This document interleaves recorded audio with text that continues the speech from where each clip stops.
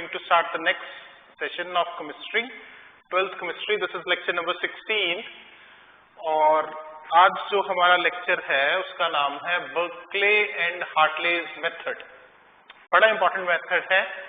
मैंने अभी तक आपको पढ़ाया था भी ऑस्मोटिक प्रेशर, 2 लेक्चर्स मैंने आपको ऑस्मोटिक प्रेशर के दिए, अगर आपने देख लिया अच्छे से। तो ऑस्मोटिक प्रेशर को मेजर करने का ये मेथड है Berkeley and Hartley's method. Scientist ने बनाया बर्कले और हार्टले नाम के, बड़ा इंपॉर्टेंट मेथड है। इससे हम ऑस्मोटिक प्रेशर मेजर कर सकते हैं भी कैसे मेजर होगा किसी भी सॉल्यूशन का। ओके, वैसे 5-6 मेथड बने और उनमें से ये वाला मेथड सबसे बेस्ट है। और ये मेथड सीबीएसई में नहीं है, लेकिन फिर भी किसी भी लेवल पे इसका कोई भी क्वेश्चन पूछा जा सकता है, तो आप कर लीजिए prepare. Right, Berkeley and Hartley's method, lecture number 16, class 12। Okay, chapter वही चल रहा है सॉल्यूशंस, बस थोड़े से लेक्चर और फिनिश हो जाएगा। बस 4-5 लेक्चर और होंगे सॉल्यूशंस के and it's about to be over. Right, एक आध टॉपिक मैंने मिस किया था, एज़ोट्रॉपिक मिक्सचर, वो थोड़ा डिफिकल्ट था, वो आगे की क्लासेस में कराऊंगा। कुछ टॉपिक्स मैंने इधर उधर शफल किए हैं ताकि आपको ईजी रहे, कन्वीनियंट रहे। So don't get nervous, don't get confused भी कुछ मुश्किल लग रहा है, आराम से पढ़ो। वैसे मेरे को लग नहीं रहा अभी तक जितने भी मैंने लेक्चर्स पढ़ाए हैं 15 आपको कुछ मुश्किल लगा हो, लगा तो नहीं ना? वेरी गुड, तो आराम से पढ़ते जाइए, ऐसे ही अच्छा होगा। चलिए, तो बर्कले एंड हार्टलेज मेथड। हाँ, तो मैं आपको बता रहा था, क्या पढ़ा था हमने पहले भी, ऑस्मोटिक प्रेशर होता है।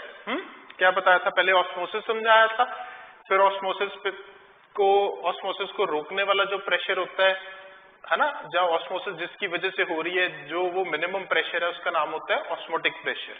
वही प्रेशर की वजह से ऑस्मोसिस हो रही है, और अगर आप उतना ही प्रेशर सॉल्यूशन पे लगा दो तो ऑस्मोसिस रुक जाएगी। कुछ ऐसा समझाया था मैंने आपको प्रीवियस क्लासेस में, पढ़ लेना, वो लेक्चर सारे आपके पास अवेलेबल है, चाहे डाउनलोड कर लो, उसमें डाउनलोड का ऑप्शन भी होता है, और दोबारा रिपीट पे सुनो अगर किसी कॉन्सेप्ट की क्लैरिटी चाहिए। ठीक है, ऐसा होता है, हमें भी अगर कोई म्यूजिक अच्छा लगे तो हम दोबारा रिपीट पे सुन लेते हैं, तो आप भी सुन सकते हो। तो हाँ, मैं क्या बता रहा था यार, ऑस्मोसिस कैसे था? तो मैंने समझाया था आपको कि मान लो ये आपके पास है एक चैम्बर, बीच में लगी हुई है एसपीएम। एसपीएम तो क्लियर है ना, आर्टिफिशियल भी होती है, नेचुरल भी होती है। क्या होती है? सेमी परमेबल मेम्ब्रेन, जिसमें से सिर्फ सॉल्वेंट के मॉलिक्यूल पास कर सकते हैं, सॉल्यूट के पास नहीं कर सकते। तो एसपीएम के एक साइड पे है प्योर सॉल्वेंट, दूसरी साइड पे था सॉल्यूशन। प्योर सॉल्वेंट को ए से डिनोट किया था, सॉल्यूशन को एबी से डिनोट किया था, याद है ना? अब ऑस्मोसिस की वजह से क्या होता है, धीरे धीरे मॉलिक्यूल पास करते हैं सॉल्वेंट से सॉल्यूशन की तरफ, कोई प्रेशर होगा उसकी वजह से, उसी प्रेशर का नाम है ऑस्मोटिक प्रेशर। लेकिन मेजर करने के लिए मैंने क्या बताया था, अगर आप इसके ऊपर प्रेशर अप्लाई कर दो पिस्टन सा बना के, हाँ ऐसे पिस्टन बनाना है, इतना मिनिमम प्रेशर अप्लाई करो भी ये जो सॉल्वेंट के मॉलिक्यूल सॉल्यूशन में आ रहे हैं वो रुक गए आना, ये स्टॉप हो जाए प्रोसेस। तो जो मिनिमम प्रेशर चाहिए ऑस्मोसिस को रोकने के लिए, उसका नाम था ऑस्मोटिक प्रेशर। क्लियर? तो ये मैंने आपको ऑस्मोटिक प्रेशर समझाया था। अब ऑस्मोटिक प्रेशर को मेजर करने के लिए 6 मेथड है, और उनमें से ये बेस्ट मेथड है। पहले तो वो मेथड्स के नाम एक बार सुन लो, फिर ये हम करते हैं। ठीक है, तो ये क्लियर है सबको? हाँ, तो मेथड के नाम है,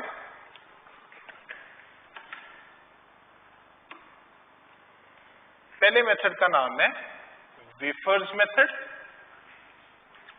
ये रबी कर दें।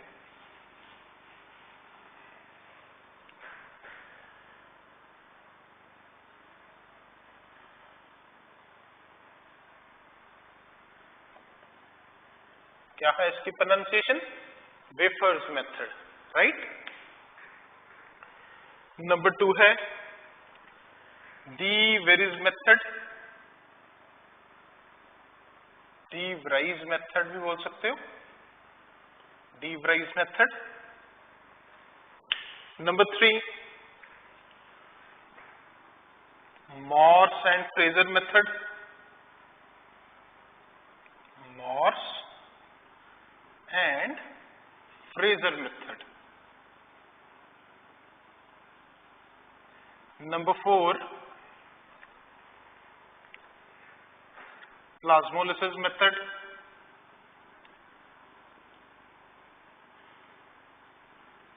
Number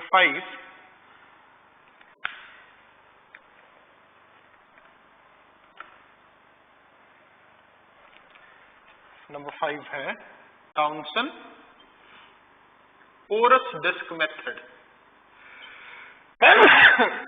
टाउनसन porous disc method.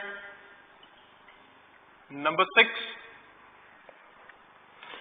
यही सबसे इंपॉर्टेंट वाला बर्कले एंड हार्टले मेथड।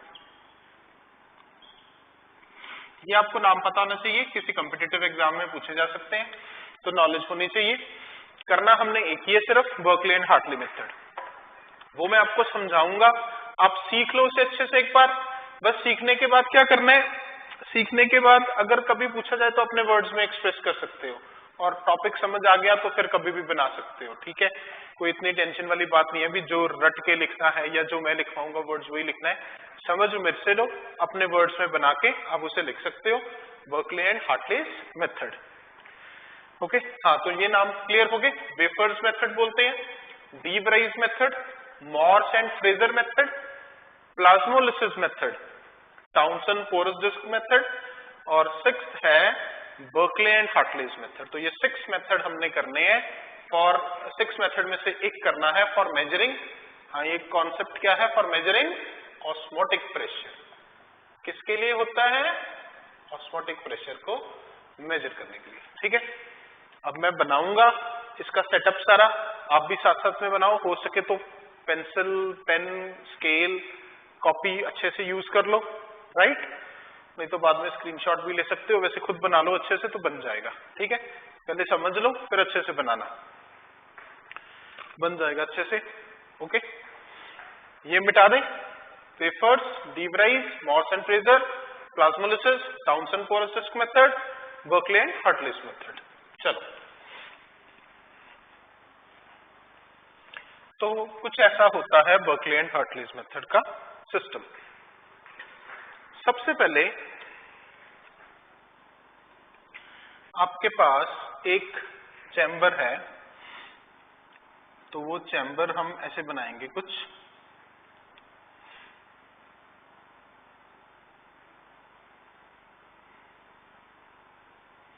आप स्केल की हेल्प ले लो और अच्छे से बन जाएगा।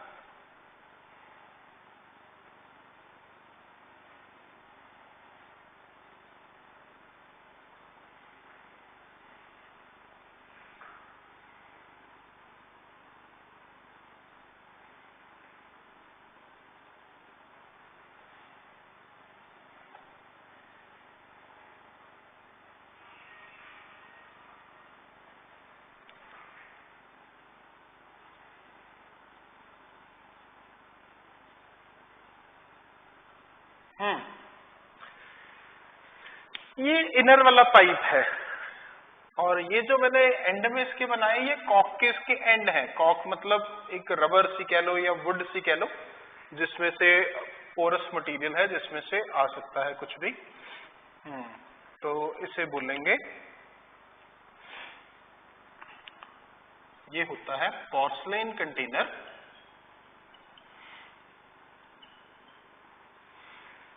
हाँ, तो इसके ऊपर कोटेड कर रखा होता है पोर्सलेन कंटेनर को। This is coated with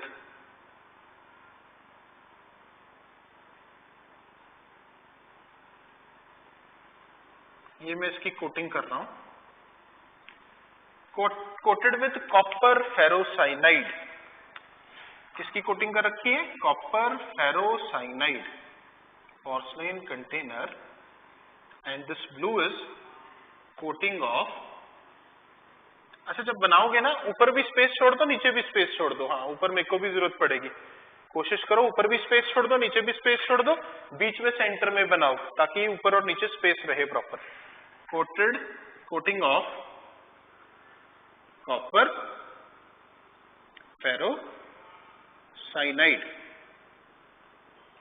coating of copper ferrocyanide, Cu2FeCN6, ये फॉर्मूला है कॉपर फेरोसाइनाइड का। ये क्या काम करती है, ये सेमी परमेबल मेम्ब्रेन का काम करती है। मैंने वैसे आपको पहले ही सारा कुछ बताना शुरू कर दिया, धीरे धीरे बताना था। चलो अब इतनी बात बता दी तो सुन लो।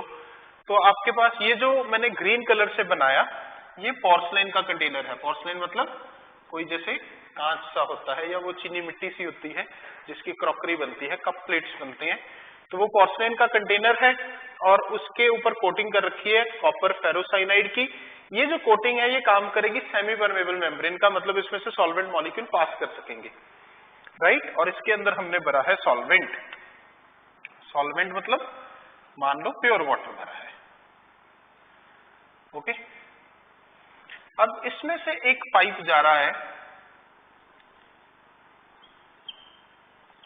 जो कनेक्टेड है किसी कीप के साथ, तो दिस इज कीप। और यहां पे एक लगी हुई है टूटी। टूटी समझते हो ना, टैप, छोटी सी टैप लगी है जिसको आप खोल के पानी को अलाउ कर सकते हो आने के लिए, और अगर बंद रखोगे तो बंद रहेगी, अलाउ कर दोगे तो पानी आना शुरू हो जाएगा। तो ये कीप है, कीप के साथ है एक टैप, और इसके अंदर हमने भरा हुआ है वाटर, और वाटर का काम है, वाटर सॉल्वेंट वाले चैम्बर में आने का एक जरिया है, राइट। अब इस अंदर वाली पाइप के ऊपर एक और बड़ा वाला पाइप होता है, मतलब अगर आप इसे फ्रंट से देखोगे तो आपको नहीं ठीक लगेगा, साइड से देखना। मतलब जैसे एक ये अंदर पाइप है और उसके ऊपर एक और बड़ा पाइप है, समझ रहे हो, ये एक अंदर वाला पाइप और ये एक बड़ा वाला पाइप, तो मतलब कंसेंट्रिक पाइप है, अंदर छोटा बड़ा, ठीक है। ये मैं आपको 3D व्यू देने की कोशिश कर रहा हूं। अब बाहर वाला पाइप बनाता हूं मैं इसके ऊपर। तो बाहर वाला पाइप कुछ ऐसा बना होता है,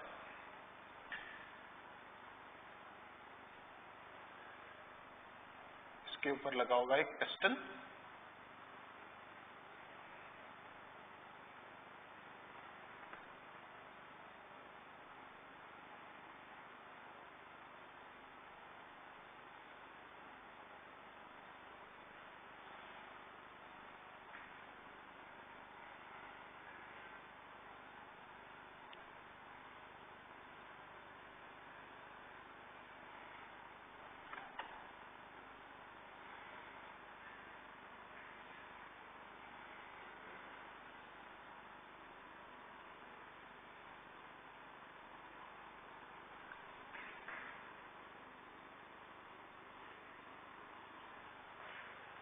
ठीक है। आप समझ रहे हो ना, मतलब ये अंदर वाला पाइप है और ये बाहर वाला पाइप है, और ये जो अंदर वाला पाइप बाहर वाले पाइप के अंदर है, जैसे मैंने ऐसे समझाने की कोशिश की भी, ये एक नीचे है और ये एक बड़ा है, ठीक है।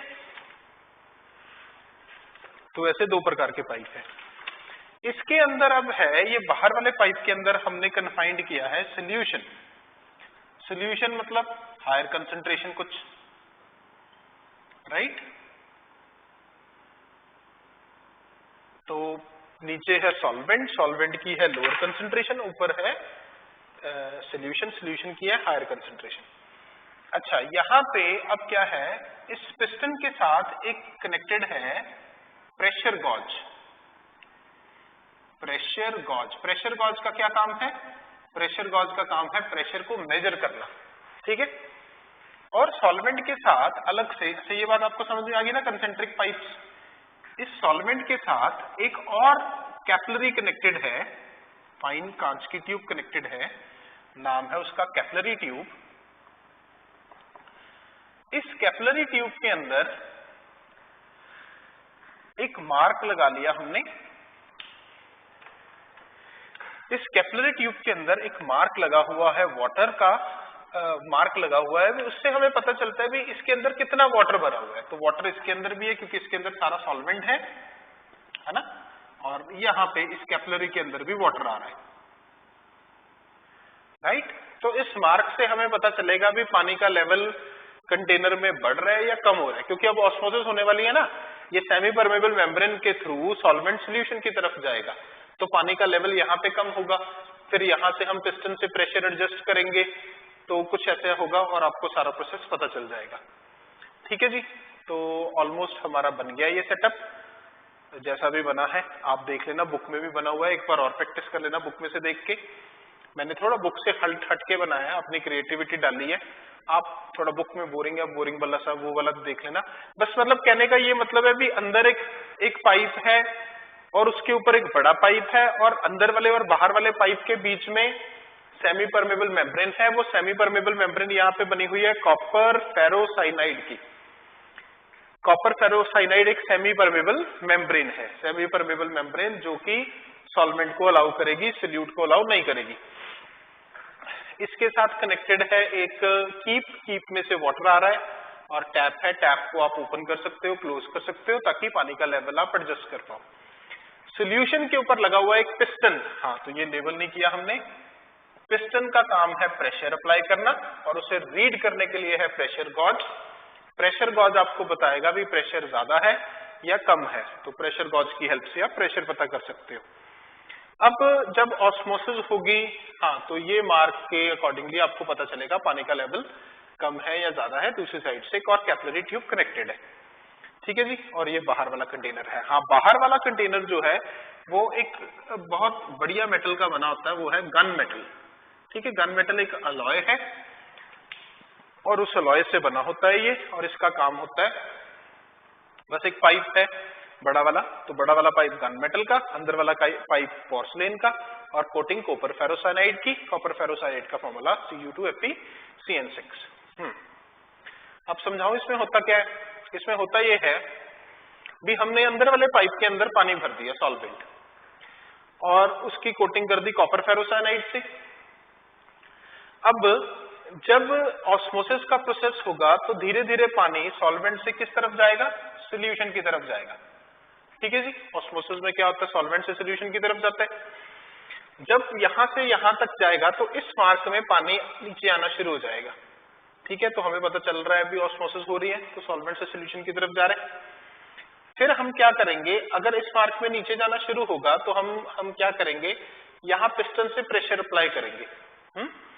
पिस्टन से इतना प्रेशर अप्लाई करेंगे भी ऑस्मोसिस रुक जाए, मतलब ये जो मॉलिक्यूल आ रहे थे सॉल्वेंट के सॉल्यूशन की तरफ वो आना बंद कर दे। तो वो प्रेशर गॉज से रीड कर लेंगे और जब ये सॉल्वेंट इधर जाएगा तो दोबारा मार्क में पानी भरना शुरू हो जाएगा और यहाँ पे एग्जैक्ट आ गया, ठीक है। अगर मान लो मार्क के ऊपर पानी जाता है, यानी कि फिर सॉल्वेंट के मॉलिक्यूल ने सॉल्यूशन से सॉल्वेंट की तरफ जाना शुरू कर दिया, इसे रिवर्स ऑस्मोसिस बोलते हैं। ये भी आपको सिखाना है आज की क्लास में। अगर हमने प्रेशर ज्यादा अप्लाई कर दिया फिर क्या होगा, सॉल्वेंट के मॉलिक्यूल सॉल्यूशन से प्योर सॉल्वेंट की तरफ जाना शुरू कर देंगे। सॉल्वेंट के मॉलिक्यूल सॉल्यूशन से प्योर सॉल्वेंट की तरफ जाना शुरू कर देंगे, फिर रिवर्स ऑस्मोसिस हो जाएगा। तो हमें प्रेशर ना तो कम करना है ना ज्यादा करना है, इतना प्रेशर अप्लाई करना है भी जो पानी का लेवल है वो मार्क तक बराबर रहे, मतलब हमने ऑस्मोसिस को रोक दी। तो जितना मिनिमम प्रेशर हमने यहाँ पिस्टन से अप्लाई किया उस प्रेशर को हम बोल देंगे कौन सा प्रेशर, ऑस्मोटिक प्रेशर, ठीक है जी। तो इस तरह से बस ऑस्मोटिक प्रेशर है।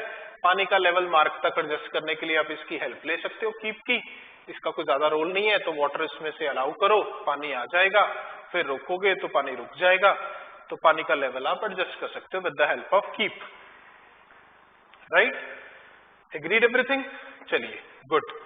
तो कॉपर फेरोसाइनाइड की कोटिंग है, पोर्सलेन कंटेनर है, गन मेटल आउटसाइड में है, higher concentration, lower concentration, keep, pressure gauge, piston, capillary tube, everything is there, okay. चलिए बना लीजिए एक बार अच्छे से, बुक में भी बना हुआ है ऑस्मोसिस के अंदर, वहां से हेल्प ले लीजिए। पहले ये वैसे रफ सा एक बार बना लो, फिर मैं इसके बारे में थोड़ा सा लिखवा देता हूँ। लिख तो वैसे आप अपने साथ भी सकते हो, अपने हिसाब से भी सकते हो। चलो हम डिस्कस कर लेंगे तो फिर चलते हैं आगे, कर लो एक बार इसे।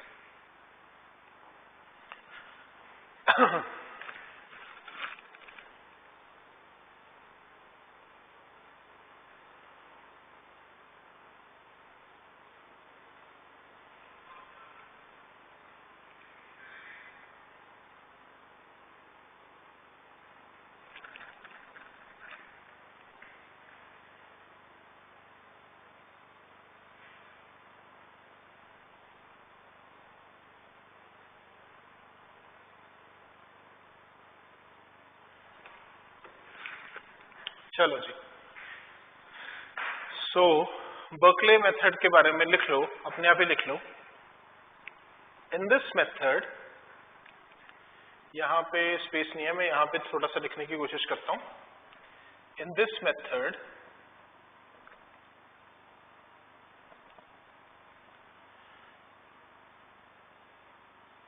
we have one inner pipe made up of porcelain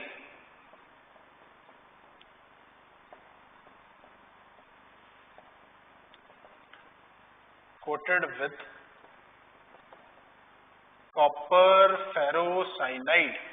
किससे कोटिंग करी होगी? Copper ferrocyanide, formula Cu2FeCN6,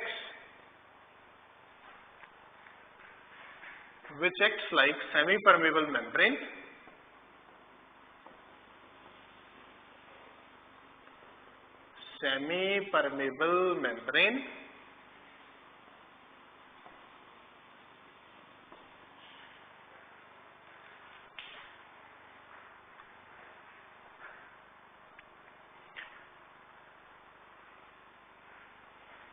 we have one inner pipe made up of porcelain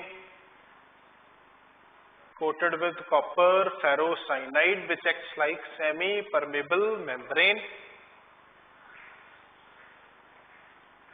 Right? Clear है बात? Outer pipe is made up of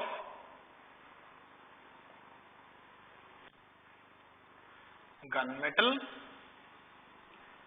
connected to piston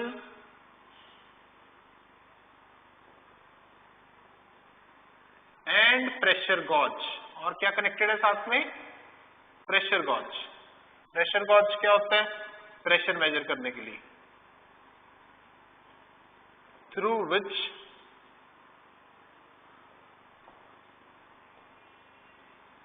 pressure is measured. बस इतनी बात बहुत है, बाकी आप अपने अकॉर्डिंगली मॉडिफाई कर लो। कीप भी लगी होती है पानी प्रोवाइड करने के लिए और साथ में कैपिलरी होती है पानी का लेवल नोट करने के लिए। ठीक है, वहां से शायद थोड़ा कट भी गया हो, आपको विजिबल ना हो, पर आप अपने अकॉर्डिंगली बना सकते हो भी क्या क्या बनाया हमने। ठीक है बच्चों, तो आज हमने आपको बताया 6 मेथड हैं।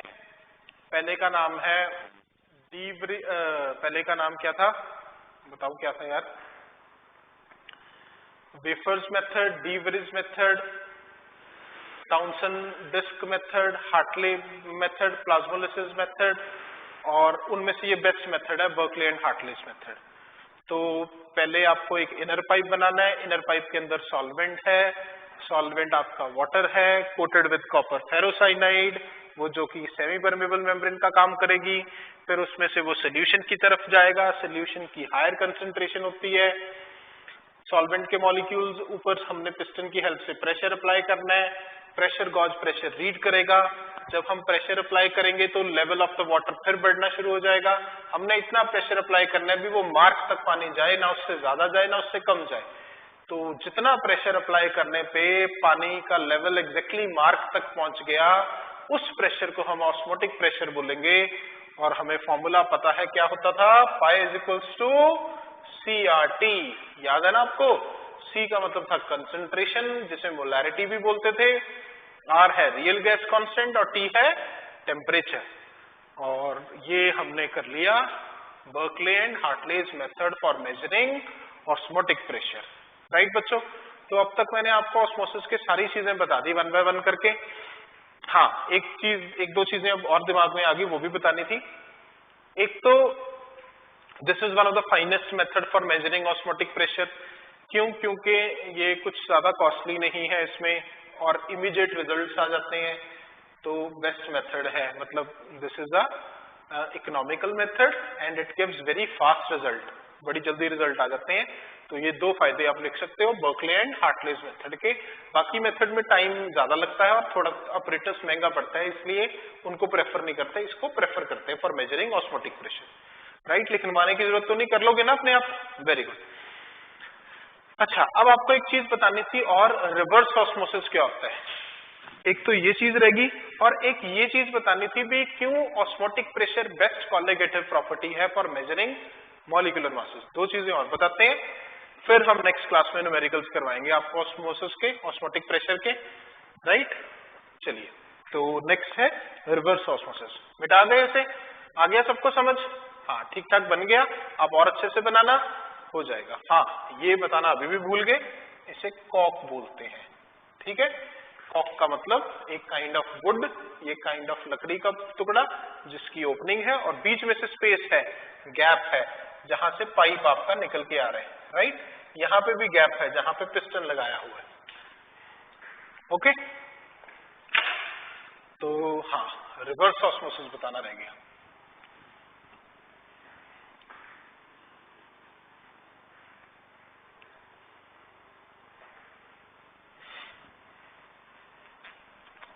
चलिए कर लीजिएगा, कभी काम आ सकता है। बर्कले एंड हार्टलेज मेथड हमने आपको एक बार बता दिया, नोट आप अपने आप लिख पाओगे, कोई बात नहीं, आप एक बार समझ लो तो अपने लैंग्वेज में बना देना, बन जाएगा। चलिए नेक्स्ट है रिवर्स ऑस्मोसिस। ये रिवर्स ऑस्मोसिस क्या होता है? अभी मैंने आपको जैसे इस मेथड में सिखाया भी, अगर हम कुछ प्रेशर अप्लाई करें पिस्टन से और पानी का लेवल वही मार्क तक पहुंच जाए, मतलब जितनी ऑस्मोसिस हो रही थी वो रुक गई, तो मिनिमम प्रेशर ऑस्मोसिस को रोकने के लिए जो प्रेशर होता है वो होता है ऑस्मोटिक प्रेशर। अगर आप ऑस्मोटिक प्रेशर से ज्यादा प्रेशर अप्लाई करोगे तो सॉल्वेंट मॉलिक्यूल फिर से सॉल्वेंट से सोल्यूशन की तरफ जाना शुरू हो जाएंगे। मतलब अब इस बार उल्टा हो जाएगा, पहले सॉल्वेंट से सोल्यूशन की तरफ जाते थे, अब सोल्यूशन से सॉल्वेंट की तरफ जाएंगे। या आप पहले जाते थे lower concentration to higher concentration, अब जाएंगे higher concentration to lower concentration, जाएंगे सॉल्वेंट के ही सिर्फ, जैसे कि पहले पढ़ा हुआ है, थ्रू सेमी परमेबल मेम्ब्रेन। लेकिन उल्टा होना शुरू हो जाएगा, तब प्रोसेस कहलाएगा, क्या कहलाएगा? Reverse osmosis. देखो डेफिनेशन, सो आप इसे लिख सकते हो, it is the flow of solvent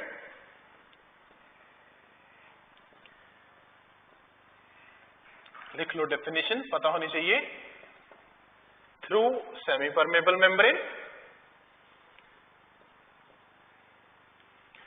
from कहां से कहां?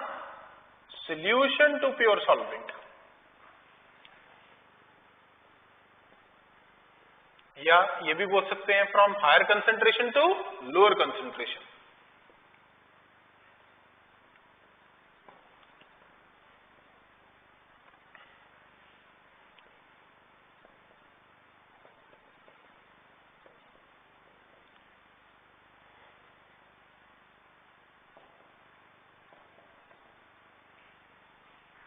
Higher concentration to lower concentration is known as, क्या कहेंगे उसे? Reverse osmosis. Flow of solvent through semi permeable membrane from solution to pure solvent on from higher concentration lower concentration. हाँ, कब? ये तो बताया नहीं, भूल गए आप भी। When pressure greater than osmotic pressure is applied, pressure greater than osmotic pressure is applied। कहां पे अप्लाई करते हैं हमेशा? हायर कंसंट्रेशन वाली साइड, या अगर सॉल्वेंट सोल्यूशन है तो सोल्यूशन वाली side. Greater than osmotic pressure is applied on higher concentration side.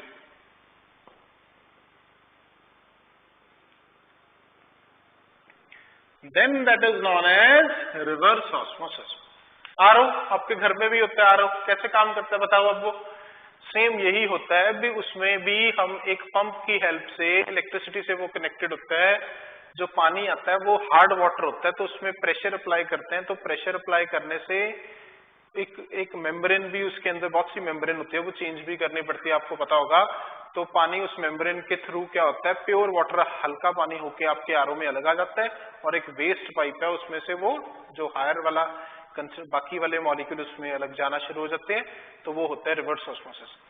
ऐसा डीसैलिनेशन ऑफ वाटर के लिए, ये तो हमारे घर में हो गया ना, ऐसा बड़े लार्ज स्केल पे भी किया जाता है। ये जो वाटर प्यूरिफायर कंपनीज हैं, जैसे जो बिस्लरी के वाटर बॉटल्स आते हैं मार्केट में, वो रिवर्स ऑस्मोसिस करके हार्ड वाटर को सॉफ्ट वाटर में कन्वर्ट करके मिनरल वाटर कह के बेचते हैं, राइट। और दूसरी बात मैं आपको ये भी बताना चाहता था, हाँ दुबई देश में भी पानी की बहुत कमी है। अगर आप दुबई जाओगे कहीं पे तो वहां पे भी बड़े बड़े प्लांट्स लगे हुए हैं, वो सी वाटर को प्योरीफाई करके पीते हैं। तो एक प्रोसेस तो रिवर्स ऑस्मोसिस होता है सॉल्ट्स निकालने का, फिर उसमें यूवी रेडिएशन से जर्म्स किल करते हैं और भी बहुत सारी चीजें मिनरल्स ऐड करके फिर पानी पीते हैं वो। लेकिन वहां पे पानी कम है बहुत, पेट्रोल से भी कम है रादर, है ना, पेट्रोल सस्ता है पानी महंगा है। तो वो लोग क्या करते हैं, पानी को प्योरीफाई करते हैं using reverse osmosis. Desalination of the sea water is one of the most important application of reverse osmosis. क्या बोला मैंने, जल्दी में तो नहीं भूल गया? डीसैलिनेशन माने पानी में से नमक रिमूव करना is one of the most important application of reverse osmosis. लिख सकता हूं मैं? तो क्या बोल रहा हूं मैं?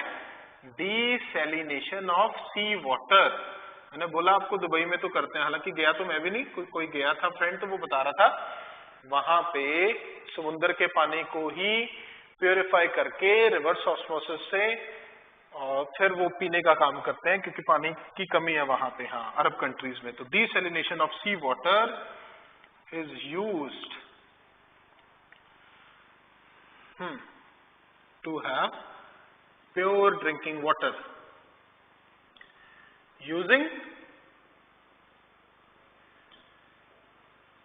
using which technique? Using reverse osmosis। तो रिवर्स ऑस्मोसिस करके डीसैलिनेशन ऑफ सी वाटर किया जाता है। ठीक है बच्चों, तो ये एक एप्लीकेशन है किसकी? रिवर्स ऑस्मोसिस की। तो जब सॉल्वेंट मॉलिक्यूल हायर कंसंट्रेशन से लोअर कंसंट्रेशन जाना शुरू कर दें या सोल्यूशन से प्योर सॉल्वेंट जाना शुरू कर दें, अगर आप प्रेशर अप्लाई करो greater than osmotic pressure higher concentration side, तो जो होता है उसे रिवर्स ऑस्मोसिस बोलते हैं। ठीक है, बताया था ना पहले दिन भी, जिस दिन ऑस्मोसिस और डिफ्यूजन का डिफरेंस समझाया था, भी ऑस्मोसिस को रिवर्स कर सकते हो, डिफ्यूजन को रिवर्स नहीं कर सकते। ठीक है, तो मैंने ऑस्मोसिस पे 3 लेक्चर ले लिए। मैं एक बार रिकैप्सुलेट कर दूं तीनों लेक्चर्स में क्या करवाया था, ताकि आपको याद आ जाए क्या क्या पढ़ना है इसमें से।